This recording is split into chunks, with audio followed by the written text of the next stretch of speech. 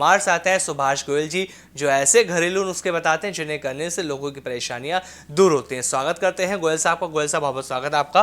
नमस्कार जी, आपका भी बहुत बहुत कैसे हैं आप स्वागत गोयल है जी। और जितने भी दर्शक प्रोग्राम देख रहे हैं सभी को मेरी बहुत ही प्यार भरी नमस्कार, सत श्री अकाल। गोयल साहब, आपसे मेरा सवाल पहला यही है कि बहुत सारे लोग परेशान रहते हैं स्पर्म क्वालिटी को लेकर कि उनका जो स्पर्म है वो पतला है, स्पर्म की क्वालिटी ठीक नहीं है, परेशान रहते हैं और लोग तरह तरह की दवाइयां खाते हैं, सब कुछ करते हैं, लेकिन ठीक नहीं हो पाते। तो आपसे ये जानना चाहते हैं कि क्या कारण है ऐसा कि हमारा जो स्पर्म है, जो उसकी क्वालिटी है, वो लगातार डाउन होते जा रही है लोगों की।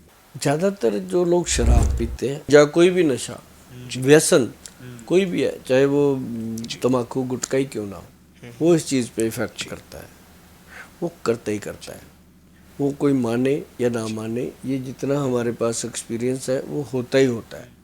और बहुत सारे लोग हैं जो अफीम वगैरह सेवन करते हैं कि हमारी एक्टिविटी अच्छी हो जाएगी, और उससे क्या होता है उल्टा स्पर्म बिल्कुल ख़त्म होने के कगार पे आ जाता है, बच्चा पैदा करने की शक्ति खत्म हो। और दूसरी बात खाने पीने में, अब कई लोग तो पूछो कि देसी घी खाते नहीं है। मतलब जो खाने में हमें डाइट चाहिए ना एक्चुअल, वो डाइट ना होना भी इसका एक मुख्य कारण है। और एक और बड़ी प्रॉब्लम है कि कई बार इंसान उसको लगता है कि मैं अच्छी डाइट खा रहा हूँ या मैं कोई अच्छा सप्लीमेंट ले रहा हूँ, वो डॉक्टरों की बिना राय के कुछ ऐसी दवाइयाँ खा लेते हैं अखबारों में पढ़ के या एडवर्टाइजमेंट देख के। लेकिन जो हम भी बताते हैं लोगों को, चाहे हम घरेलू नुस्खे भी बताए जाते हैं, हम कहते हैं कि किसी अपने डॉक्टर की सलाह से करो जो भी करो। ये ना हो कि हमने मूली बताई खाने को, आपको नहीं सूट करेगी, भाई किसी को करती किसी को। लेकिन ये चीज़ है।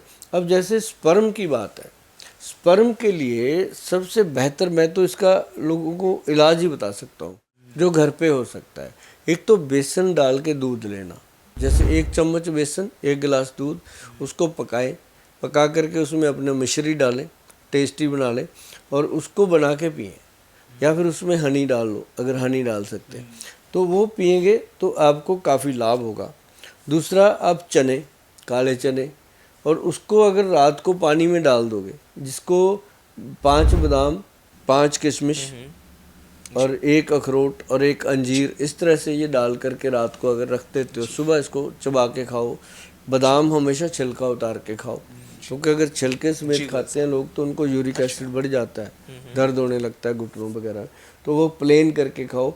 और उसके साथ ही आप जो चने हैं, सिर्फ चने, काले चने, आप पानी में भिगो के रख दो, सुबह चबा चबा के खाओ। जी गोयल साहब। भाई साहब, कमाल के रिजल्ट है। लोग बहुत सी बार कहते हैं कि बेसन वाला दूध जब हम लेते हैं तो ये गर्म होता है और ये सर्दियों में बहुत ज़्यादा फायदेमंद होता है और ये टेस्ट में बहुत अच्छा होता है। तो क्या सच है बेसन वाला दूध जो सर्दियों में ही बहुत ज़्यादा फायदेमंद अगर हम होता है? सीधा डालते हैं ना तो वो कई बार उसमें गांठें बन जाती, उसको घोल करके फिर पकाओ तो वो एक ऐसा सफल औषध बनता है, फायदा करता है।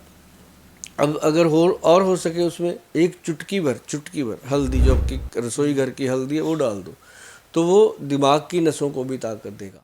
तो ये करने से कोई नुकसान नहीं होता। और तीसरी एक चीज़ और बता दूं, अगर वीरज में स्पर्म काउंट वीक है तो आयुर्वेद में, कहने को कुछ भी कह लो, बड़ी बड़ी बातें जितनी मर्जी आप कर लो, एक कौच बीज है। हाँ हाँ गोयल साहब, कौच बीज होता है, सुना है बिल्कुल जी। ओनली कौच बीज, मैं कहता हूँ 1 महीना खा लो, टेस्ट करवा लेना जी।